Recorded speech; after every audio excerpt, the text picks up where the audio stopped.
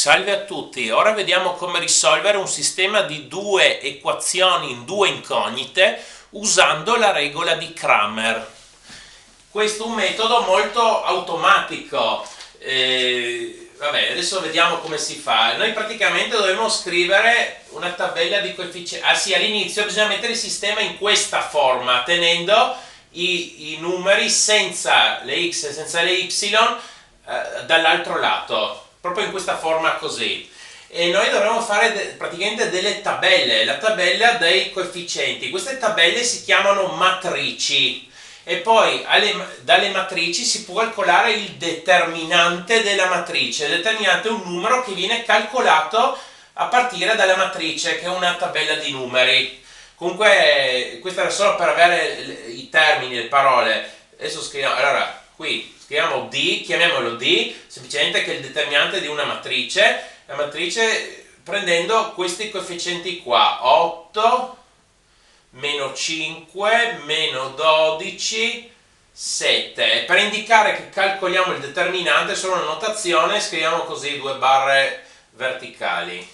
Sì, poi vediamo come si calcola. Adesso però scriviamoci tutti e tre i determinanti a calcolare. Poi abbiamo un determinante x rispetto alla variabile x che adesso stiamo attenti, si parte da questo sostituendo cosa? La prima colonna, perché pensate la prima colonna è x, la seconda è y. Qua al posto di 8 e meno 12 metterò 16 e meno 23.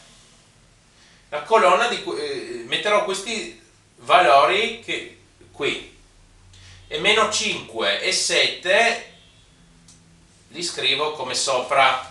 Poi avremo anche un dy, e qui dovremo sostituire rispetto a questo matrice, insomma rispetto a questo dovremo sostituire la colonna delle y, questa qua, sempre con 16 e meno 23. E invece ricopiamo 8 e meno 12.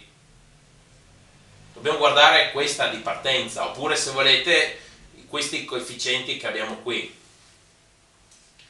Ok, quando abbiamo fatto questo, conviene iniziare così, impostare tutto. Adesso dobbiamo calcolare questi determinanti. E come si fa? Nel caso di questa tabella 2x2 è molto facile.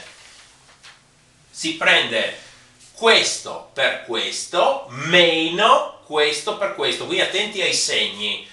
Scriviamo allora 8 per 7 meno, il meno viene dato già dalla formula di come si calcola, devo prendere meno 5 per meno 12.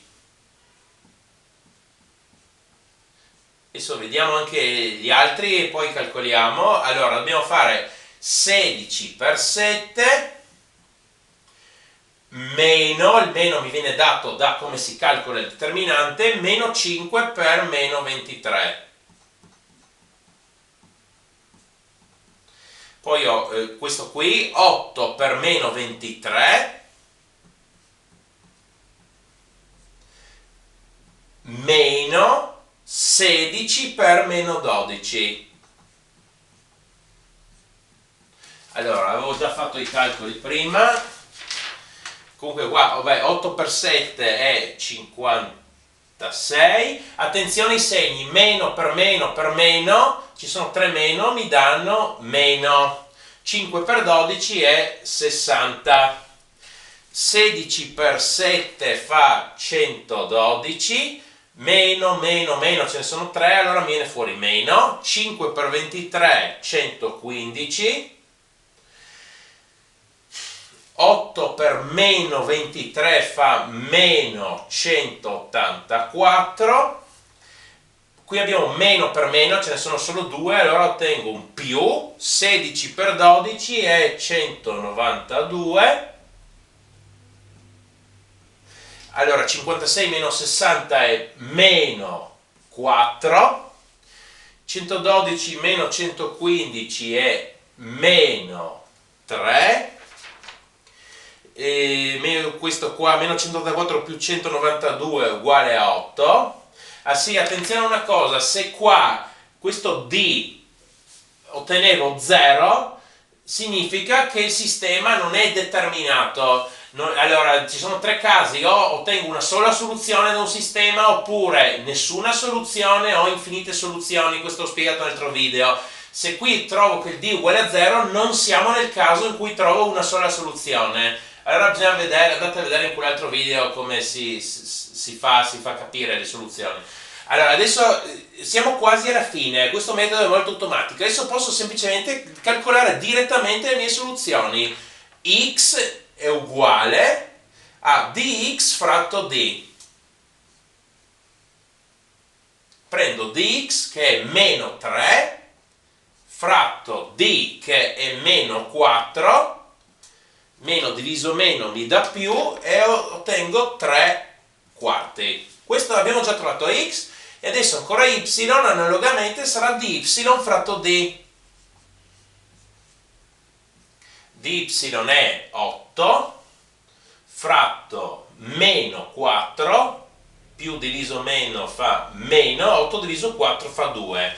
Quindi x è 3 quarti, y è meno 2. Abbiamo risolto il sistema così. Per favore mettete un mi piace, iscrivetevi, grazie.